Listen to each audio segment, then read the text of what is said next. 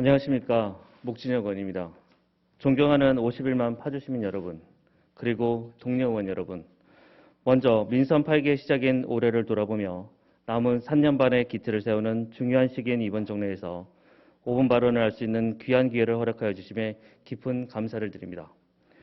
오늘 이 자리가 시민중심 더 큰 파주를 위한 민선 8기 파주시의 정책성 방향성을 함께 고민하는 시간이기를 바라며 5분 발언을 시작하겠습니다. 그간 우리 파주의 시간은 참으로 빠른 속도로 흘러왔습니다. 신도시 개발과 산업단지 조성에 힘입어 급속한 외적 성장을 이루었고 접경 지역에는 소외를 벗고 당당히 인구 50만 대도시의 반열에 들어섰습니다. 이제는 우리 파주시가 성장한 도시 규모와 위상에 걸맞는 가치를 정립하고 지속가능한 시민중심의 도시, 더 크게 도약할 100만 도시를 향한 상생 발전의 토대를 만들어야 하는 시간입니다. 민선 8기는 파주 미래의 큰 틀을 설계하는 중요한 시기입니다. 특별히 2023년은 민선 8기의 파종기입니다. 민선 8기가 정책적 목표를 실현하기 위한 차별화된 전략 마련과 본격화에 집중해야 하는 시기입니다. 하지만 이렇듯 중차대한 시기에 내년도 본예산에 앞으로의 확실한 비전과 액션 플랜이 보이지 않고 희미하게만 느껴지는 것은 취임 6개월이 되어가는 지금까지도 민선 8기만의 차별화된 전략과 로드맵이 미비한 것은 아닌가 하는 우려를 지울 수 없습니다. 민선 8기의 핵심 키워드는 지속가능성과 상생 발전입니다. 본 의원은 파주시의 지속가능한 성장과 상생 발전을 이루는 핵심은 결국 문화와 미래 세대를 위한 과감한 투자에 있다고 생각합니다. 김경희 시장님께서 취임 100일 기념 기자회견을 통해 가장 큰 과제는 분절된 파주를 유기적으로 연계하고 교육과 문화가 있는 자족도시를 만드는 것이라고 밝히신 바 있습니다. 이제 더 분명하고 과감하게 문화와 교육 정책의 확대를 추진해야 할 때입니다. 이에 본 의원은 민선 8기가 주력해야 할 과제들을 제안하고자 합니다. 최우선적으로 진정한 문화도시로 파주로 나아가야 합니다.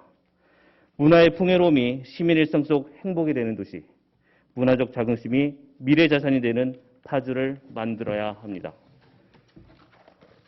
이를 위해 가장 먼저 문화자치의 기틀을 마련해야 합니다. 민선 7기 파주시가 도시재생과 마을 살리기 사업을 통해 지역별 특성과 역량을 키워내는 데 집중했다면 이제 곳곳에 뿌리내린 자치가 지역별 문화자치로 이어져 특색 있는 문화마을을 창조하고 지역 주민이 주도하는 문화정책을 실현하는 단계로 한 걸음 더 나아가야 합니다. 문화자치란 결코 어려운 것이 아닙니다. 지역 주민이 주도하는 지역별 문화공동체의 활성화를 통해 지역마다 고유의 문화가치를 높이며 상생 발전을 이루는 것이 바로 문화자치입니다. 이에 파주시는 각 지역이 가진 문화정책성을 기반으로 시민과 호흡할 수 있는 문화정책을 수립하는 역할을 해야 합니다. 작은 도서관, 마을 공동체, 행복마을관리소, 마을예술창작소 등 생활 밀착형 문화자치의 터전이 되어줄 요소들을 잘 키워나가면서 지역 단위의 문화활동 활성화, 특화 발전이 이루어질 수 있도록 역량 있는 인적 자원 확보와 조직화 등의 기반도 다져가야 할 것입니다. 아울러 문화도시에 걸맞는 인프라와 시스템을 갖춰야 합니다. 파주의 수려한 고유의 역사 문화자원과 특화된 콘텐츠가 결합되어 문화도시, 파주의 브랜드 가치를 높일 수 있도록 문체부의 법정 문화도시 지정에 도전하는 것은 물론 지역별 문화마을 조성에 나서줄 것을 건의합니다. 문화마을과 문화도시를 연결해 마을 특성에 기반한 문화관광 콘텐츠 프로그램 개발을 지원하고 유휴시설의 창작공간 활용을 늘려 창작, 공연과 전시, 체험과 돌봄을 활성화하여 지역 주민과 문화예술인의 연대와 상생을 강조하는 방향으로 정책이 구체화되기를 기대합니다. 또한 50만 대도시 품격에 걸맞는 문화 인프라 조성을 서둘러야 합니다. 시민 누구나 어디서나 손쉽게 문화를 접하고 즐길 수 있어야 합니다.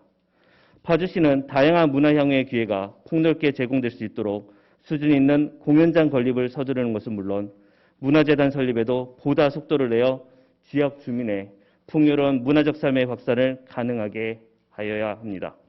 다음으로 미래 세대에 아낌없이 투자하는 파주가 되어야 합니다.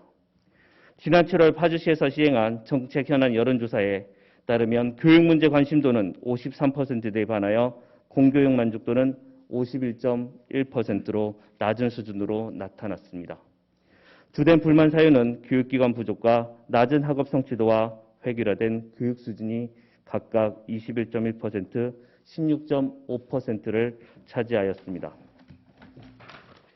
아울러 파주시 교육 발전을 위해서 시민 학부모 의견 수렴 활성화와 교육 지원 예산 확대, 중장기 계획 마련이 필요하다는 인식이 높았습니다. 시민들이 떠나지 않고 언제까지라도 머물고 싶은 도시로 성장하려면 더 늦기 전에 교육에 대한 투자를 강화해야 할 것입니다. 교육정책은 본래 교육지원청의 소관이니 파주시는 교육청 협력 사업과 교육지원 예산의 확대에만 주력하겠다는 소극적인 태도로는 파주의 미래를 바꿀 수 없습니다. 운정권에는 학교가 부족해서 전국적인 과밀학급이 탄생하고 읍면 지역은 폐교 위기가 상존하는 지역별 교육 불균형의 고착화와 낮은 공교육 수준과 교육 인프라 미흡으로 파주는 아이들이 어릴 때에만 살기 좋은 도시라는 인식, 거기에 시민과 함께하는 교육 발전은 여전히 유연하다는 탄식이 들리곤 합니다. 민선 8기가 약속한 경쟁력 있는 명품 교육 도시를 위해서는 미래 세대를 위한 교육 시스템 확장을 서둘러야 합니다. 운정권의 부족한 교육 인프라 개선을 위해 더 적극성을 가지고 맞춤형 통학버스와 지원과 같은 실효성 있는 정책을 확대해야 합니다. 또한 자라나는 우리 아이들이 내일을 향한 꿈을 마음껏 설계할 수 있도록 현재 운영 중인 파주 진로체험지원센터와 학생 자치 지원 예산을 대폭 강화해야 할 것입니다. 여기에 한 가지 더, 교육 서비스의 대상인 학부모와 학생들의 의견이 보다 효과적으로 수렴되고 실제 교육 과정에 반영될 수 있도록 소통의 구심점 기능을 할 학부모 지혜공유센터 구축을 제안합니다. 이는 소통하는 시정을 강조하는 민선 8기의 정체성에 부합하는 것이자 학부모와 학생들이 교육 현장에서 느끼는 문제점과 개선 사항을 적극적으로 받아들이고 소통을 통해 교육 정책의 질적 성장을 이뤄갈 수 있는 좋은 창구가 되어줄 것입니다.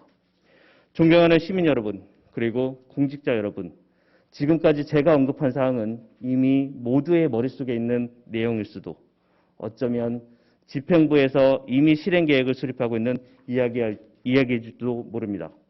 하지만 현재 우리의 움직임이 곧 파주의 미래를 결정함을 잊지 않고 지금까지와는 다른 속도와 태도로 파주의 가치를 높일 획기적인 문화 교육 정책을 추진하여 100만 파주를 향한 지속 가능한 성장과 상생 발전을 이루어 나갈 수 있기를 기대합니다. 경청해 주신 파주 시민 여러분, 동료 의원 여러분 고맙습니다.